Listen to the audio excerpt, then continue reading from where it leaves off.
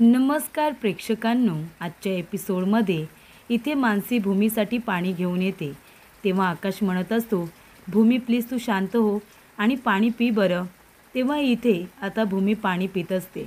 तेव्हा आकाश भूमीला म्हणत असतो की भूमी, म्हणजे मला मान्य आहे की तू वाईट बातमी ऐकून आपल्या इकडे धावत पळत आलीस, पण या सगळ्या गोष्टीमधून एक गोष्ट तर चांगली घडली ना, की तू माझ्या काळजीपोटी घाईघाईने इथे निघून आलीस.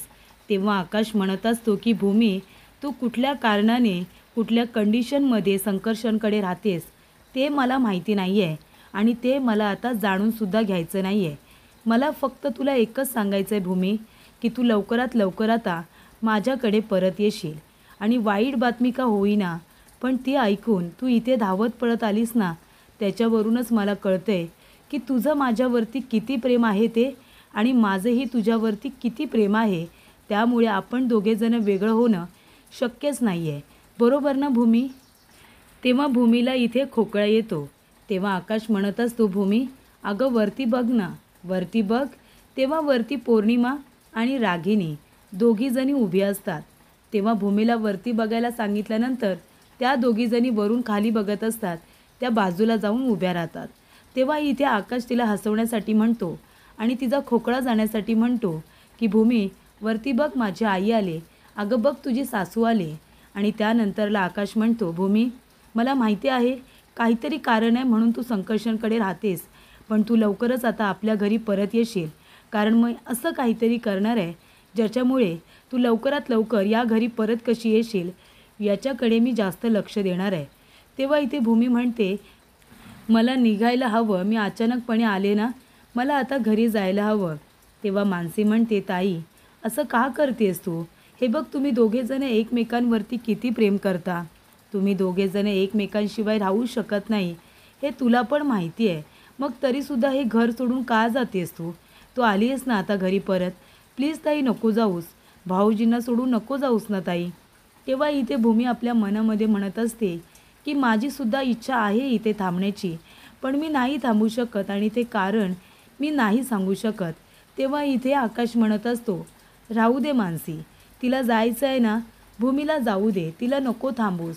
मला पण आता बघायचं आहे की भूमी माझ्याशिवाय किती दिवस राहू शकते ते. तेव्हा इथे भूमी आता मनामध्ये म्हणते, आकाश मला तर तुला सोडून अजिबात जाण्याची इच्छा नाही आहे, पण माझा नाईलाज आहे, मला जावं लागणार आहे. तेव्हा प्रेक्षकांनो, इथे आता भूमी बाहेर आल्यानंतर इथे संकर्षण तिची वाट बघत उभा असतो. तेव्हा भूमी म्हणते, संकर्षण आकाश बरा आहे, त्याला काही झालेलं नाही आहे, ठीक आहे तो. तेव्हा संकर्षण म्हणतो, हो मला माहिती आहे, बघितलं मी. तेव्हा इथे भूमी म्हणते, तुम्ही कधी आलात? तेव्हा संकर्षण म्हणतो, मगाशी तो आकाश तुला मिठीमध्ये घेऊन थोपटत होता ना, तेव्हाच मी तिथे आलो होतो. तेव्हा इथे भूमी म्हणते, नाही मी घाबरले होते, पण आकाशला काही झालेलं नाही आहे, तो एकदम ठीक आहे. तेव्हा संकर्षण म्हणतो, मग आता जर आकाश ठीक असेल तर आपण निघूया का? ओजस घरी एकटा आहे ना, चल निघूया. तेव्हा प्रेक्षकांनो, इथे आता भूमी आणि संकर्षण दोघेजणं घरी आलेले असतात. ओजस बॉल बरोबर खेळत बसलेला असतो. त्यानंतर इथे भूमीला बघितल्यानंतर ओजस धावत पळत जातो आणि म्हणतो, आई कुठे गेली होतीस तू? आणि मगाशी तू धावत पळत गेलीस तेव्हा तुला चक्करसुद्धा आली होती, काय झालं होतं तुला? तुला चक्कर का आली होती? तेव्हा भूमी म्हणत असते, आता आहे ना ओजस, मी एकदम बरी आहे, मला काहीही झालेलं नाही आहे. हे बघ बाबा मला घरी घेऊन आले ना, मला काहीच झालेलं नाही आहे, आता मी एकदम ठीक आहे. तेव्हा इथे भूमी ओजसला उचलून घेते. ओजस म्हणतो, आई मग मगाशी तुला चक्कर का आली होती?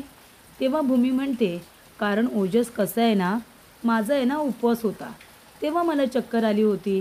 तेव्हा इथे ओजस म्हणतो की आई, उपवास म्हणजे ते काही खायचं नाही, उपाशी राहायचं, तो उपवास ना? तेव्हा भूमी म्हणते, हो तोच उपवास. तेव्हा इथे ओजस म्हणत असतो, आई तू आता उपवास कधीच करू नकोस, तुला चक्कर आली ना, मग आता तुला चक्कर आली तर तू उपवास कधीच करायचा नाही, मला प्रॉमिस कर. माझ्या आईला चक्कर आलेली, तिची तब्येत बिघडलेली मला अजिबात नाही आवडणार. हवं तर तुझ्यावरचा उपवास मी करेन, पण तू अजिबात उपवास करायचा नाही, कर बरं, मला प्रॉमिस कर. तेव्हा प्रेक्षकांनो, इथे आता ओजस हा तिच्याकडून प्रॉमिस घेत असतो आणि म्हणत असतो की माझ्या भूमी आईला चक्कर येता कामा नये. तुला जर काही झालं तर मी तुझ्याशिवाय नाही राहू शकणार. तेव्हा इथे आता भूमी म्हणत असते, ओजस बाळा, मला खरंच काही नाही झालं आहे आणि तुला प्रॉमिस हवं आहे ना. मी तुला प्रॉमिस करते की मी उपास नाही करणार म्हणून. तू नको काळजी करू हां. मी एकदम ठीक आहे. हे बघ, मला आता तापसुद्धा आलेला नाही आहे. मी एकदम ठीक आहे. तेव्हा इथे आता भूमी म्हणत असते, ओजस, तुला खूपच जास्त काळजी आहे ना माझी. अजिबात काळजी करू नको बेटा. किती गुणी आहेस तू. हे बघ, मला काही झालेलं नाही आहे. मी एकदम ठीक आहे. तेव्हा ओजस म्हणत असतो की आई, तो आकाश कोण आहे. तेव्हा संकर्षण म्हणतो, ओजस, तुला आकाशबद्दल कुणी सांगितलं. तेव्हा इथे ओजस म्हणतो की मगाशी भूमी आई आकाश आकाश ओरडत गेली ना, तेव्हा मला कळलं की ती कुणाला तरी भेटायला चालली आहे म्हणून. कोण आहे हा आकाश. तेव्हा इथे भूमी म्हणत असते की आकाश माझा फ्रेंड आहे. त्याला मगाशी काहीतरी झालं आहे. तो आजारी आहे. मला असं वाटलं तो माझ्यापासून दूर जातो आहे की काय, म्हणून मी त्याला भेटायला गेले होते. पण त्याला काही नाही झाले. तो एकदम ठीक आहे. तेव्हा इथे ओजस म्हणत असतो, आई, तुझ्या आकाशला, तुझ्या फ्रेंडला काही नाही होणार. आकाश आणि भूमी दोघेजण एकमेकांपासून कधीच दूर नाही होणार. तू नको काळजी करू. मी बाप्पाजवळ प्रे करेन तुमच्या मैत्रीसाठी आणि तुझ्या जवळची माणसं तुझ्यापासून कधीच दूर जाणार नाही यासाठी मी बाप्पाला प्रे करेन. ठीक आहे ना. तेव्हा इथे भूमी ओजसला आपल्या जवळ घेते आणि म्हणत असते की ओजस, तुझ्या तोंडून बाळा साक्षात आई योगेश्वरी बोलल्यासारखं मला वाटतंय. थँक्यू बाळा. तू हे बोललास ना तर मला खूपच जास्त बरं वाटलं की माझ्या जवळची माणसं माझ्यापासून कधीच दूर होणार नाही. आकाश आणि भूमी कधीच दूर होणार नाही या गोष्टीवरती माझा विश्वास बसला आहे. तेव्हा प्रेक्षकांनो, भूमी म्हणत असते, ओजस बाळा, तुला भूक लागली असेल ना. जा बरं हात धुवून ये. मी पानं वाढायला घेते. तुम्ही जेवून घ्या बरं. तुम्हालासुद्धा भूक लागली असेल ना. तुम्हीसुद्धा हात धुवून घ्या. मी लगेचच जेवण वाढते. असं आता भूमी म्हणत असते. तर प्रेक्षकांनो, इथे आता भूमी आपली कर्तव्य तर पूर्ण करत असते. जे कॉन्ट्रॅक्ट ती करून आली आहे ती आता कर्तव्य पार पाडत असते. पण तरीसुद्धा आकाशला भूमी विसरू शकत नाही, हे मात्र नक्की. आणि कुठेतरी संकर्षणलासुद्धा वाटत असतं की भूमीच्या मैत्रीला मी प्रेम समजलो, ही माझी चूक झाली का. आणि प्रेक्षकांनो, ती चूकच झालेली असते. कारण जेव्हा इथे संकर्षणला आठवतं की जेव्हा इथे आकाशच्या मृत्यूची बातमी भूमीने ऐकलेली असते तेव्हा भूमीची अवस्था खूपच जास्त बिकट झालेली असते. भूमीला चक्कर येते, ती खाली पडते, रडायला लागते. वेड्यासारखी धावत पळत रस्त्याने आकाशला भेटायला येते. आकाशला घट्ट मिठी मारते आणि जी काही रडत असते ते सगळं आता संकर्षणला आठवतं. आणि संकर्षण म्हणत असतो की भूमीच्या मैत्रीला प्रेम समजून मी खूप मोठी चूक केली का, असंच मला आता वाटतं आहे. त्यानंतर प्रेक्षकांनो, आकाश महाजन यांची निर्गुण हत्या, ब्रेकिंग न्यूज, ही जी काही आता न्यूज सगळ्या न्यूज चॅनलला सुरू असते ती आता ऐकत असते सारखी सारखी पौर्णिमा. तेव्हा प्रेक्षकांनो, तिथे रागिनी येते आणि म्हणत असते, काय गं पौर्णिमा, तुला काय झाले. सारखी सारखी तीच न्यूज का बघतेस तू सकाळपासून. तेव्हा पौर्णिमा म्हणते, आई, अहो बघू द्या ना. नाही म्हणजे ही बातमी खरी होईल तेव्हा होईल, पण ही बातमी ऐकून तरी मला आत्ताच किती आनंद होतोय. तो आनंद तरी मला साजरा करू द्या. ही खरी होईल तेव्हा होईल, पण आत्ताच बघण्यामध्ये किती मज्जा येते ना. आकाश जिवंत असणारच त्याच्या मृत्यूची बातमी. तेव्हा इथे रागिनी म्हणत असते, अगं बाई, तुला कळत नाही आहे का. तो आकाश लवकर काही जाणार नाही आहे आणि ही बातमी खोटी आहे. खरं तर असं काही झालेलं नाही आहे ना. आणि तो आकाश काय प्रयत्न करतोच आहे त्या भूमीला घरी आणण्यासाठी. एकदा का ती भूमी घरी आली ना की ती आपल्या डोक्यावरती परत मिऱ्या वाटायला सुरुवात करेल. त्या आकाश आणि भूमीला वेगळं करण्यासाठी मी किती प्रयत्न केला. तू आपली बस ही बातमी बघूनच खुश हो. पण अगं, ती भूमी जेव्हा घरात येईल ना आणि पुन्हा सगळीकडे आपला हक्क गाजवेल, आपल्यावरती नजर ठेवेल ना, तेव्हा तुला कळेल, असं रागिनी आता म्हणत असते. तेव्हा प्रेक्षकांनो, इथे आता रागिनी बोलल्यानंतर पौर्णिमा विचार करायला लागते. पौर्णिमा म्हणते, आई, मी एक आयडिया देऊ का. मी काय म्हणते, ती भूमी येईल तेव्हा येईल, पण तुम्ही एक काम करा ना.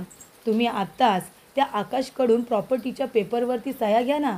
म्हणजे काय होईल, प्रॉपर्टी एकदा का सगळी तुमच्या ताब्यात आली मग त्या भूमीला येऊ दे ना. ती भूमी परत आली तरी काही करू शकणार नाही आहे. तेव्हा एक काम करा, आत्ताच तुम्ही प्रॉपर्टीच्या पेपरवरती सह्या घ्या आणि सगळी प्रॉपर्टी तुमच्या नावाने करून ठेवा. तेव्हा इथे रागिनी येते आणि आरशामध्ये स्वतःला आता इथे निरखून पारखून बघत असते. पौर्णिमा म्हणते, आई काय झालं? तुम्ही असं का येऊन आता आरशामध्ये बघायला लागलात? काय झालं आहे? तेव्हा इथे रागिनी म्हणते, नाही गं, मी बघत होते पौर्णिमा. माझ्याकडे बघून असं वाटते का की मूर्ख आहे म्हणून? माझ्या चेहऱ्याकडे बघून असं खरंच वाटते की मी मूर्ख आहे म्हणून? काय बोलशील ना तू पौर्णिमा? अगं हा विचार माझ्या मनामध्ये आला नसेल असं वाटते का तुला? हा विचार कधीच माझ्या मनामध्ये येऊन गेला आहे. पण तो आकाशसुद्धा आहे ना, पहिलं त्याला इमोशनल ब्लॅकमेल केलं ना की ऐकायचा. पण आता आकाशसुद्धा भूमीसारखा हुशार झाला आहे.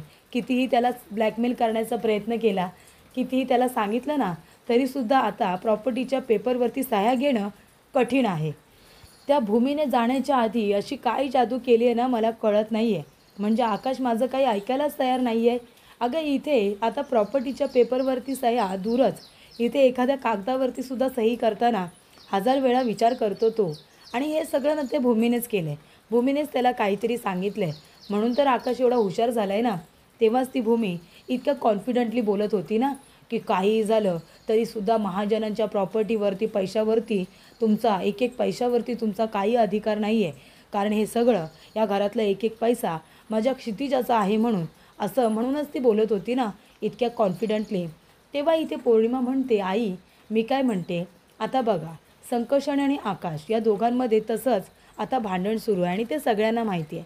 तर मी काय म्हणते, याचा फायदा तुम्ही करून घ्या ना. म्हणजे तुम्ही त्या भूमी आणि संकर्षण दोघांनाही मारा आणि संकर्षणचा खून झाल्यानंतर त्याच्या खुनाचा आरोप आकाशवरती टाका ना. म्हणजे काय होईल, आकाश जेलमध्ये जाईल आणि संकर्षण भूमीसुद्धा कायमचे मरून जातील. कसा वाटतोय तुम्हाला माझा प्लॅन? हा प्लॅन आता रागिनीला आवडलेला असतो. त्यानंतर प्रेक्षकांनो, इथे भूमी आता बाप्पाजवळ बसलेली असते आणि म्हणत असते, हे विघ्न अर्था, माझ्या आकाशला उदंड आयुष्य लाभू दे. त्याच्यावरती येणारं प्रत्येक विघ्न हे दूर जाऊ दे. आणि ती कुंकू घेते, मंगळसूत्राला लावते आणि भांगामध्ये सुद्धा भरत असते. त्यानंतर प्रेक्षकांनो, इथे आता भूमीला गायकवाड सरांचा फोन आलेला असतो. तेव्हा भूमी म्हणते, गायकवाड सर बोला ना, सकाळ सकाळ फोन केलात, काही महत्त्वाचं काम होतं का? तेव्हा इथे प्रेक्षकांनो, गायकवाड सरांचं आणि भूमीचं बोलणं होत असतं. तेवढ्यातच इथे अभिजित आलेला असतो आणि तो भूमीवरती नजर ठेवून असतो. त्याच्याबरोबर त्याचा जो साथीदार असतो तो म्हणत असतो, जाऊ दे ना, अरे दुसऱ्यांदा आपला प्लॅन फसला आहे तरीसुद्धा आपण परत इथे आलो आहे. तेव्हा तो आता अभिजित म्हणत असतो की दुसऱ्यांदा प्लॅन फसला म्हणून काय झालं, आता तिसऱ्यांदा प्लॅन फसणार नाही आहे. आणि काहीही झालं ना तरीसुद्धा आज हिला उचलायचीच, कारण जर नाही उचलली ना तर ते आपल्याला परवडणारं नाही आहे, असं इथे अभिजित म्हणत असतो. त्यानंतर प्रेक्षकांनो, हा अभिजित आहे की दुसरा कोण काही माहिती नाही आहे, पण तो भूमीला का उचलण्याचा प्रयत्न करतो आहे ते अजूनपर्यंत क्लिअर झालेलं नाही आहे. त्यानंतर इथे शिर्के येतात आणि म्हणतात की भूमी मॅडम, हे पेन ड्राईव्ह गायकवाड सरांनी दिलं आहे. त्या दीपकच्या घरी धाड टाकली होती ना, तेव्हा हे पेन ड्राईव्ह सापडलं आहे. हे तुम्हाला द्यायला सांगितलं आहे गायकवाड सरांनी. तेव्हा भूमी म्हणते, गायकवाड सरांचा फोन आला होता, बरं झालं तुम्ही आलात. तुम्हाला काही चहा कॉफी वगैरे देऊ? तेव्हा शिर्के म्हणतात, नाही नको, मी घेऊन आलो आहे. भूमी म्हणते, बसा तुम्ही, तुम्हाला काही लागलं तर मला सांगा. त्यानंतर प्रेक्षकांनो, भूमी ते पेनड्राईव्ह लॅपटॉपला अटॅच करते आणि त्याच्यामध्ये जे CCTV फुटेज असतं ते आता बघते. तेव्हा भूमी म्हणते की हा खूप मोठा पुरावा आहे आकाश निर्दोष असल्याचा. हा पुरावा संकर्षणला दाखवला तर अपघाताजवळ आकाशचा काही संबंध नाही आहे हे तरी इथे संकर्षणला समजेल, असं भूमी आता म्हणत असते. खूप मोठा पुरावा भूमीच्या हाती लागलेला असतो. त्यानंतर प्रेक्षकांनो, इथे संकर्षण आता बसलेला असतो. संकर्षण आपल्या मोबाईलमध्ये भूमीचे आणि ओजसचे फोटो बघत असतो. तेव्हा इथे संकर्षण म्हणत असतो की भूमी, या घरामध्ये मी तुला तुझ्याकडून बदला घेण्यासाठी, आकाशला त्रास देण्यासाठी घेऊन आलो होतो. पण त्यानंतरला तू या घरामध्ये आलीस आणि या घराचा ताबाच घेतलास आणि ओजसची आई झालीस आणि माझ्या मनाचा तुझा ताबा घेतलास. म्हणजे जवळजवळ तू इथे पल्लूची जागा घेतेस की काय, असंच मला वाटलं होतं. पण काल मी जे काही बघितलं त्यामुळे मला खूप त्रास झाला. तेव्हा इथे आता संकर्षण भूमीचा फोटो बघत असताना तिथे भूमी आहे. त्याने म्हणते, संकर्षण हे काय बघताय तुम्ही? तेव्हा संकर्षण म्हणतो, भूमी अगं बघ ना, इथे ओजसने तुझ्या फोटोंचा अल्बम तयार केला आहे आणि तो अल्बम त्याने मला आत्ताच आणून दाखवला, तेच बघत होतो, बाकी काही नाही. तेव्हा भूमी म्हणते ते सगळं जाऊ द्या, तुम्ही इकडे या संकर्षण, मला तुम्हाला काहीतरी महत्त्वाचं दाखवायचं आहे. तेव्हा इथे संकर्षण म्हणतो काय झालं भूमी? तेव्हा भूमी म्हणते आधी तर तुम्ही शांत डोक्याने मी तुम्हाला जे काही दाखवते ते बघून घ्या आणि मगच तुम्हाला जे काही बोलायचं आहे ते बोला. तेव्हा इथे आता संकर्षण म्हणतो हा बघतोय ना काय आहे ते बघू दे. तेव्हा इथे ते CCTV फुटेज आता तिने लॅपटॉपला दाखवलेलं असतं.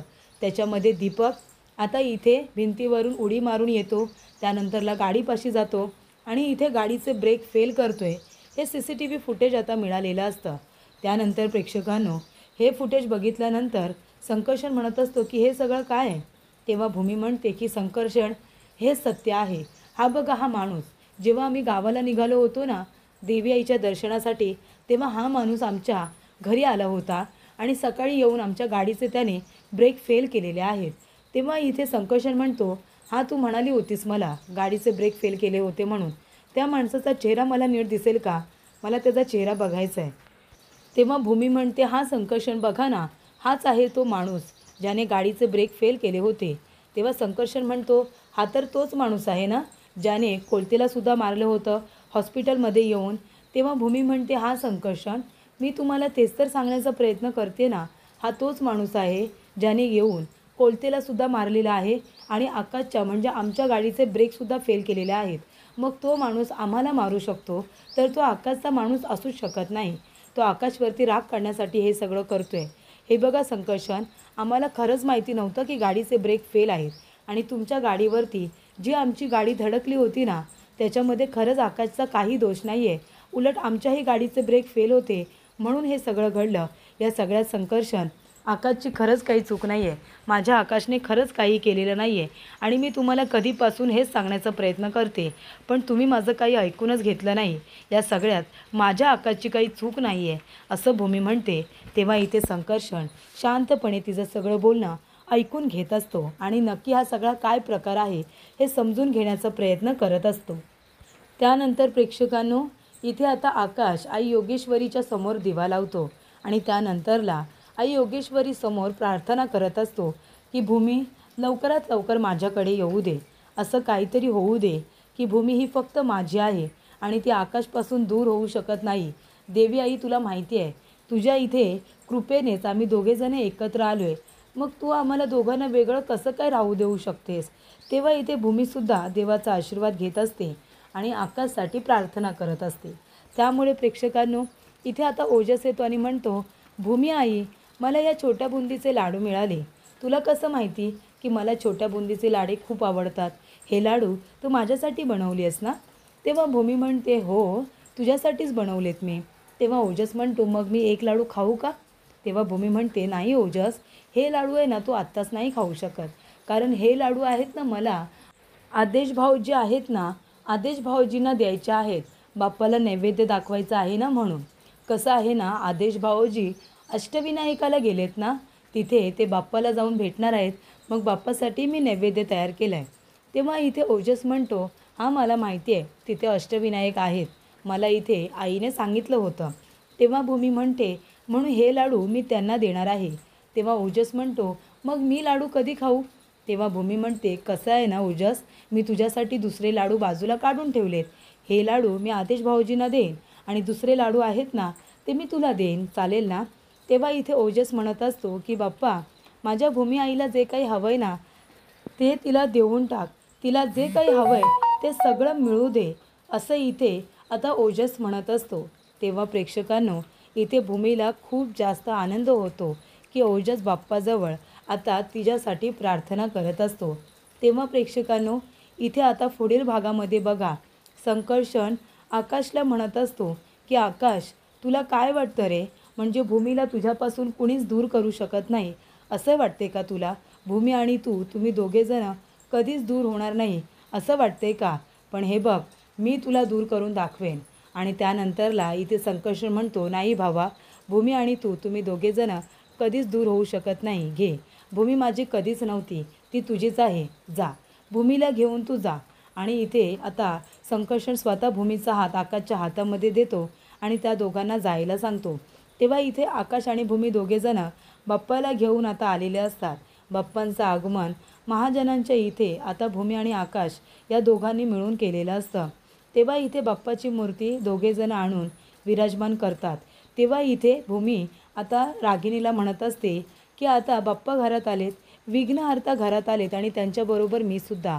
त्याच्यामुळे आम्ही दोघेजण मिळून या घरातले जे काही विघ्न आहेत ना ते लवकरात लवकर दूर करून टाकू, असं इथे भूमी आता रागिणीला म्हणत असते.